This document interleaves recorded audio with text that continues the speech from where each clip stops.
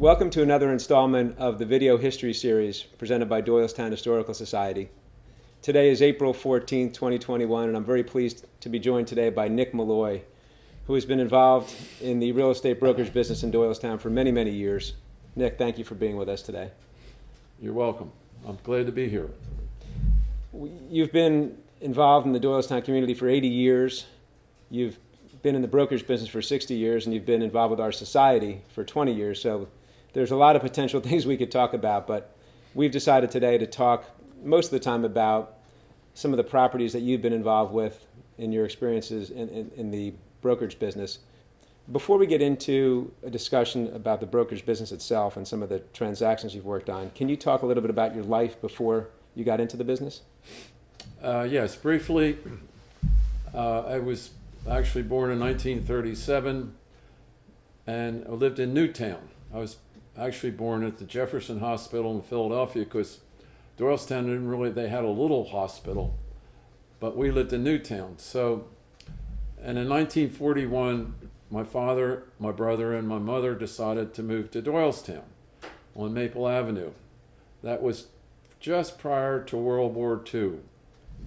My father bought an old Victorian house that had 4 bedrooms and 1 bath, period, 2-story.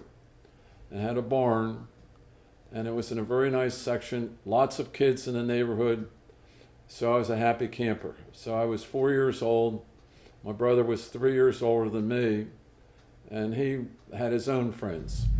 So anyway, it was a very enjoyable time. I could walk to school, the old borough school. My childhood life was pretty busy, I said, because we had a number of other kids always playing games.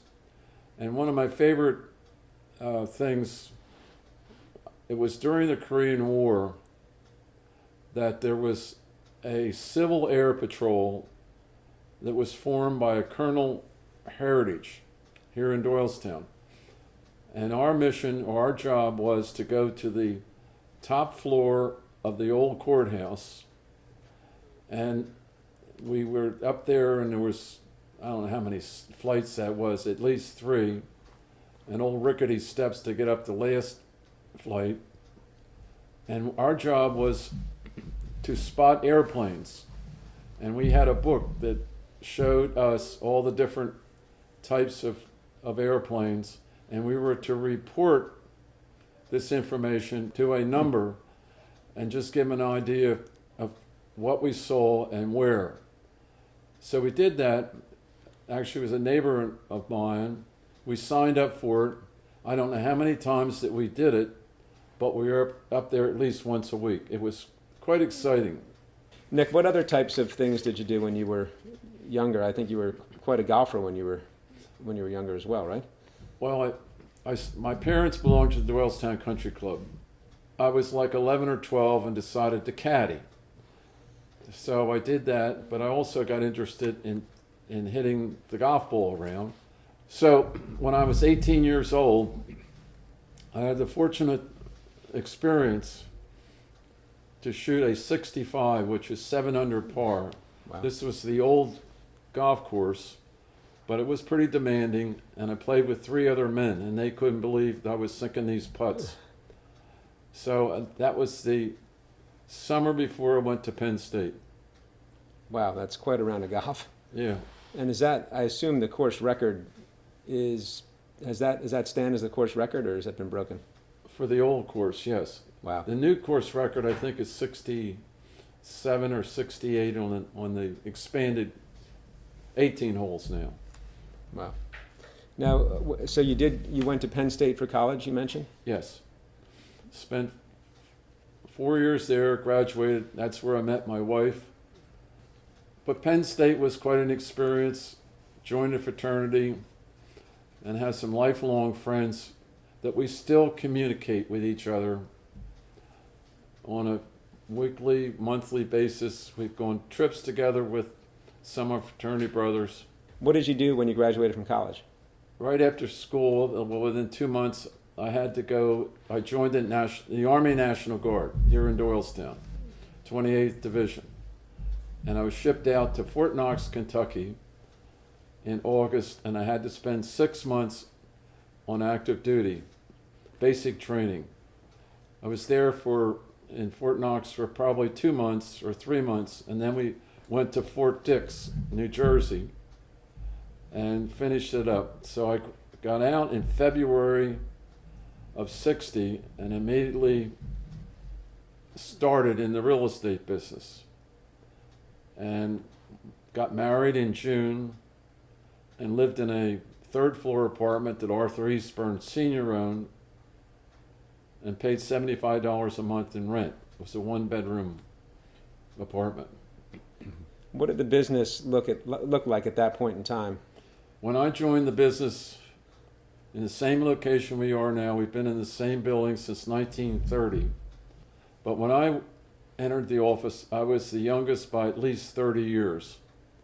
So I'm a grandfather there, my father, insurance person, and a secretary, and then maybe one other salesperson. That business was founded by your grandfather, correct? Founded by grandfather in 1916 in Pineville. Moved in 1920 to 20 East Court Street to join forces with Arthur Eastburn Sr. And then in 1930, he moved to our present location. So the best thing about my grandfather was he told a story about Moss Hart, who was a renowned playwright and also an actor. This is in 1937. He was actively looking for real estate in Bucks County. So my grandfather showed him several farms, and one in particular in Salisbury Township. So he was really quite excited about it, and he said, well, this is on a weekend. It was on a Saturday that grandfather showed him this. And on Sunday, he brought back his business manager. And they looked around the property, and the manager came over and said to my father, you know, he doesn't need this. He'd be not a good move for him, business-wise, social-wise, or anything else. So they got over in a corner somewhere, and Moss Hart and the business manager got together, and Moss said, okay, heads we buy it and tails we don't. So they flipped a coin, and Moss came over and said, you just made a sale. And it was a happy time, and it was a pretty good number back then. That was just an experience that my grandfather shared with me. That's an interesting way to make a decision as to whether to purchase a property. How has the business changed in the 60 years that you've been involved in the brokerage business? There's a very good question. When I started, we had no copiers. We had just a basic landline telephone. Obviously no fax, no internet, no anything. So when we started, the paperwork was the original agreement of sale contained 11 clauses. It was several in the front and several in the back, single page. And I could recite the whole thing, so they went over it with a prospective buyer ready to sign an agreement. I could just verbalize all the different clauses. I mean, you could read it in probably 10 minutes and be satisfied with what it was. We had no inspections back then, no termites, no water tests, none of that stuff. When we would sell a property, our secretary would have to go to the courthouse and transcribe a legal description in the deed of the property that we're about to sell, and then she'd have to transcribe that into the agreement of sale. That took time. That was the way we had to prepare an agreement of sale. So a lot of changes in technology. What about the competitive landscape here in Doylestown? We had 6 real estate offices in the area, and it was competitive, but yet we were friendly. Sometimes we would go to lunch, and different offices would come in and just share some information. So it was like an old boys club. Nick, were there any particularly tough times in the business that you could remember? Yes, the worst one was the recession from 1980 to 83 or 4, when the interest rates went as high as 17% and may require a point or two by the lender. I have a sheet that shows probably 15 banks, savings and loans, and there's only one left. That's the original one, was Fox Chase Federal, which is there today. All the rest of them either were merged into something other or went out of business. I was told that 100 real estate offices closed in the Philadelphia area during that recession. Things were very tough. It was very difficult. Can you imagine carrying a mortgage with a 17% interest rate? Today it's 2.5 to 3. And this is unheard of rates now. Well, let's talk. That is a great contrast in markets. The early 1980s versus today, where we're coming out of a pandemic, but we seem to have the best real estate market that we've had in years. Nick, let's get into talking about some of the properties that you wanted to highlight today. The first one is Lenape Hall. What can you tell us about that property? Okay, that's got a very interesting history. I sold it in 1983 for $300,000 and needed a total renovation, which was done. And in '91, we sold it again for $1,550,000 to the Welsh brothers, and they have since sold it. It's been an auction, and the current owner has a full house of tenants. It's on the corner of Main and East State Street. That's a beautiful building, and it's probably one of the most iconic buildings in Doylestown. Yes, it is. Most photographed building, I could tell you, other than the Fountain House. Yes. The Fountain House, which is diagonally across the street, goes back a couple hundred years, and it's been all sorts of things. It was a hotel, it was a furniture store, it was a restaurant, part of it was a bank, and 20 years ago I sold that. That was owned by the Welsh boys also, and they came to me and said they wanted to list this. I had a customer I thought would be interested, so the day that he signed the listing agreement, I submitted it to my customer, and he said, yes, I'm interested, I'm ready to make an offer. Settlement was $2.65 million, subject to an inspection, building inspection, which passed. There was a tenant on the second floor, a law firm, that had a 10-year lease, so that was good, and there were apartments on the third floor, and the first floor, Starbucks was there. That was a nice investment.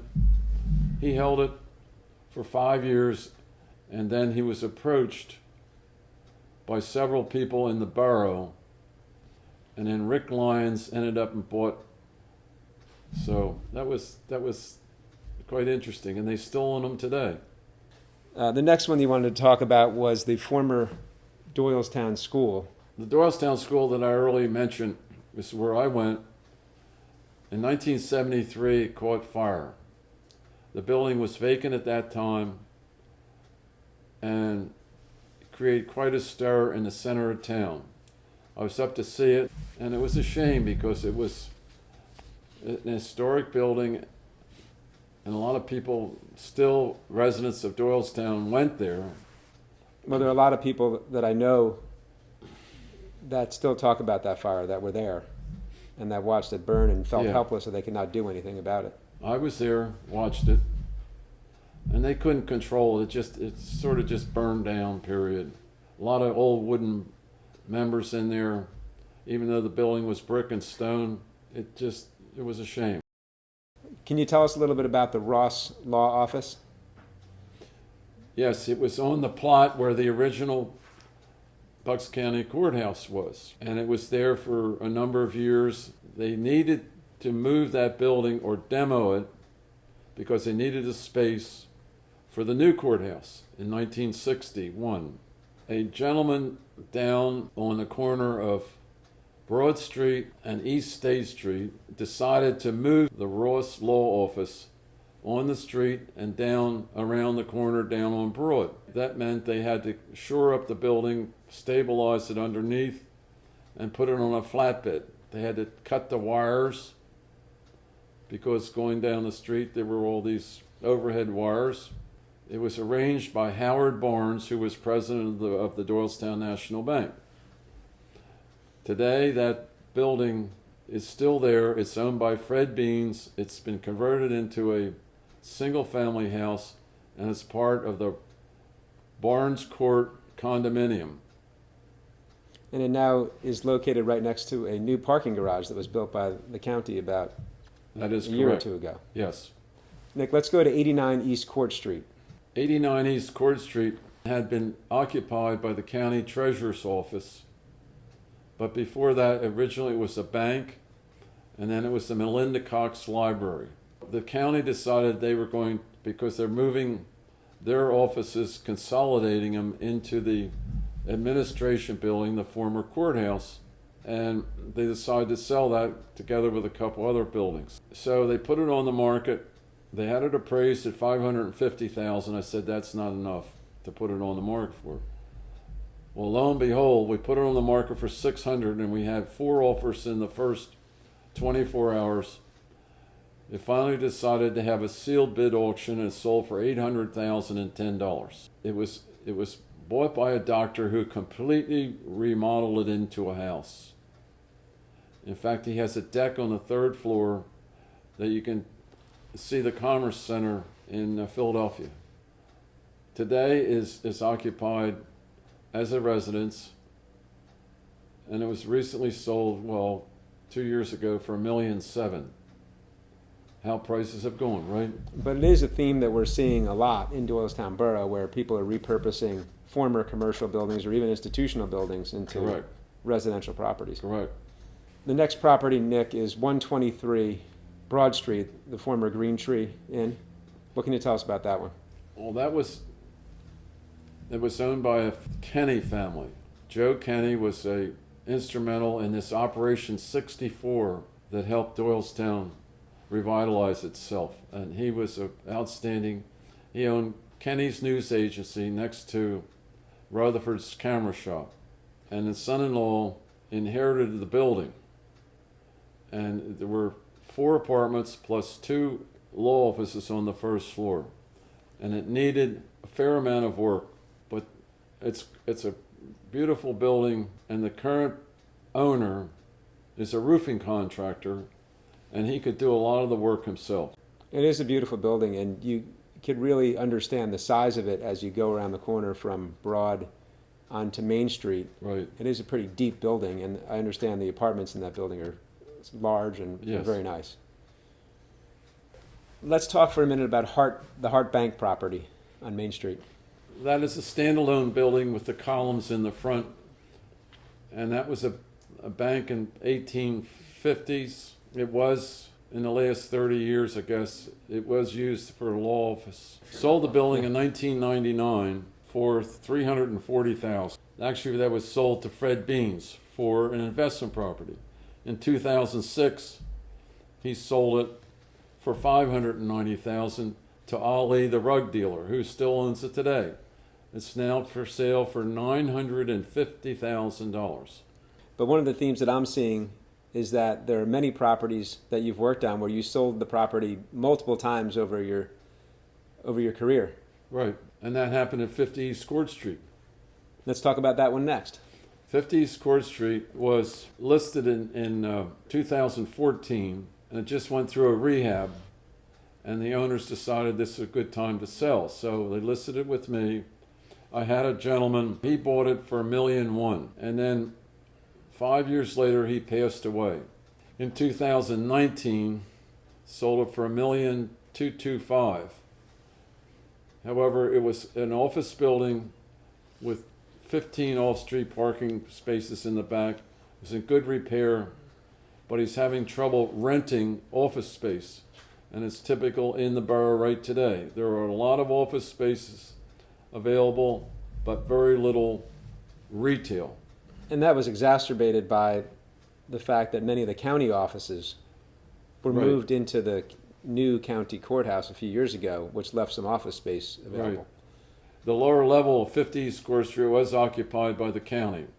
Well, it's going to be very interesting to see after the pandemic ends what happens in the office real estate market. If Correct.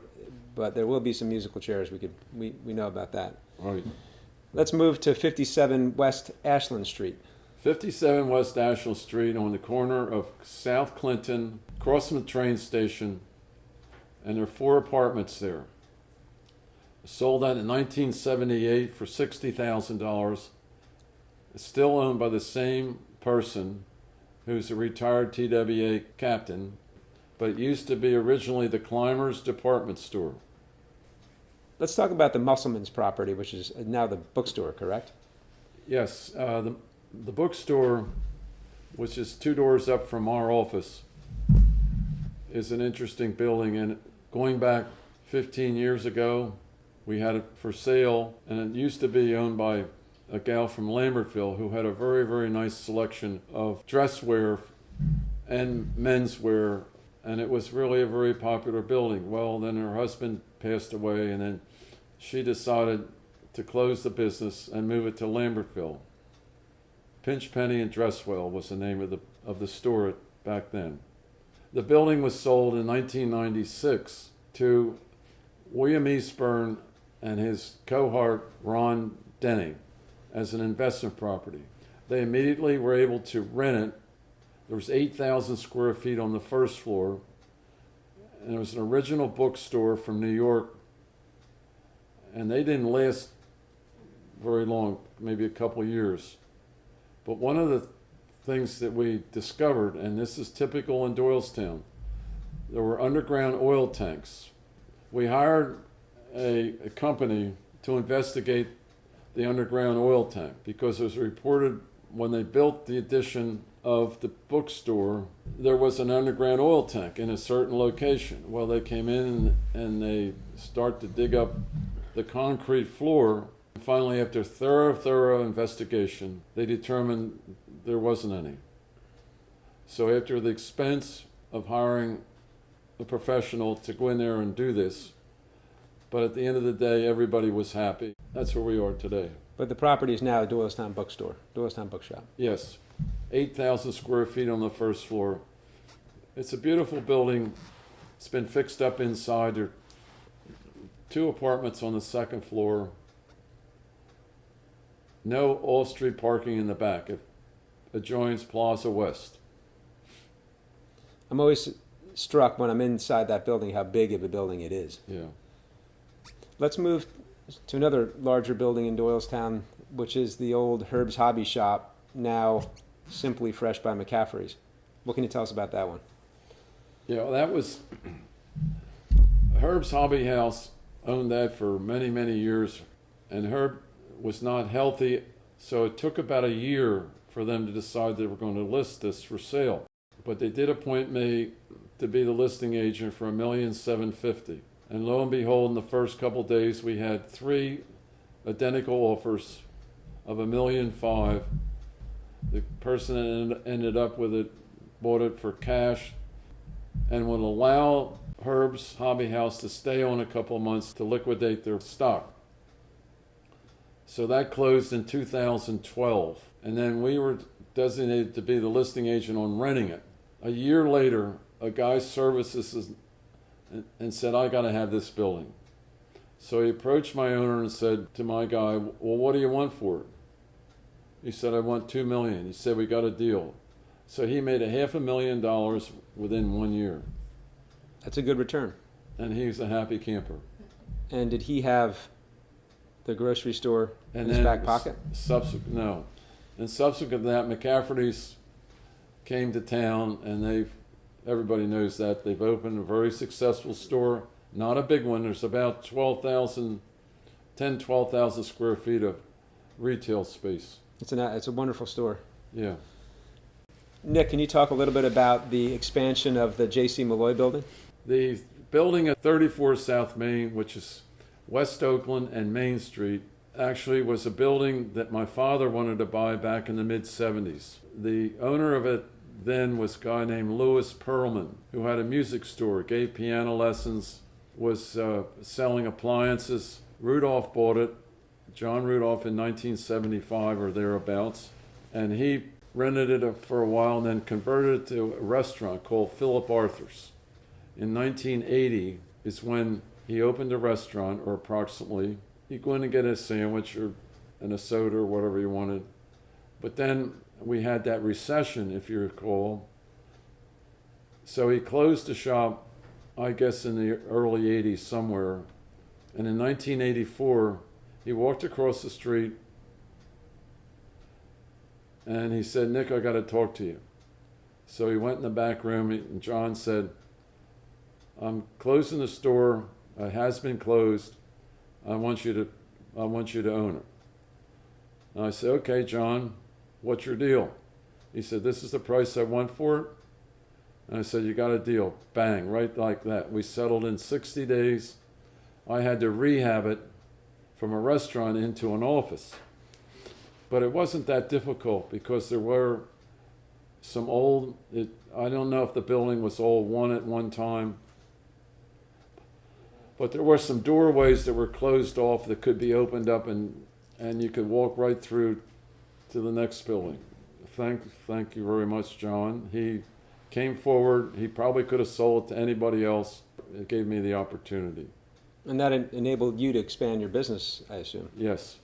So that was 1984. My father had passed away 3 months before, so he never got a chance to witness, the expansion. It was a shame. Let's shift gears and talk about one that's near and dear to all of our hearts, and that is the property owned by the Doylestown Historical Society here at 56 South Main Street. 56 South Main was originally owned by the John Elfman family. He passed away and his son inherited the business and the real estate. The real estate included the 56 South Main and then the adjoining building to the north, which is where the motel is. We got together with John Rudolph. The price on the entirety was $750,000.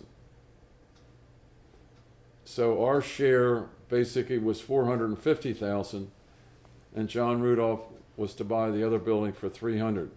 So we signed one agreement and had a side agreement with John on an assignment of that building to him. And the borough was involved because we wanted to create a park, an easement in the back. And Ed Ludwig, God bless his soul, he was very, very determined that we were going to do this. We would meet almost every morning for breakfast somewhere, trying to figure out how to put the deal together. We were ready to close. We got all the documents ready, and now we own it. Now what do we do? Ed says, well, we have to start fundraising. So he said, well, we're going to have a fundraising activities, and we're going to have a small cocktail party down on Ashland Street for a gal who sponsored. Her name was Jeannie Wetherall. Ed invited these various people to show. We had maybe a dozen people there, and one of them was Edgar Putnam. So he was pretty keen on this, and he said, well, Nick, walk me up to the building. I want to take a peek at it. So in the middle of the party, we walked up the street, and he came back. He handed me a check for $35,000. I couldn't believe it. I said to Ed, we got a good start. A long haul. It's been 20 years ago. Can't believe that I started getting involved with the Historical Society. I was a treasurer for a number of years. Been a nice experience for me. Well, we appreciate your involvement over the years, and I can tell you that we're very fortunate as a historical society to own such a beautiful piece of property here in the center of the borough and have it debt-free. Yeah. Oh, I forgot to mention that at the closing, I was to be paid a real estate commission on the $750 of 3%, $22,500, and I donated that to the Historical Society. So the actual purchase price was $627,500. Nick, thank you so much for sharing the stories of all those properties. When I was listening to you talk, I was struck by not only how good your memory is, but also by how extensive your knowledge is about Doylestown and the community and the area. So thank you for sharing all that information with us. You're welcome. I guess the question that comes to my mind now is what's next for Nick Molloy? I know you're still very active in the business, but what do you see as next for you going forward? I don't think I will officially retire and do nothing, because that's not the way I'm built. I like the challenge. I get up in the morning, I come to the office, and always looking for something to work on. And sometimes it takes a long while for these listings and sales to develop. But as long as I'm able, I'm going to come in. We have a good office. It's not a big office, but I think we're pretty knowledgeable and can make things work. Well, Nick, thank you very much for sharing your time with us today, and I wish you the best of luck in the future. Well, thank you. I appreciate that.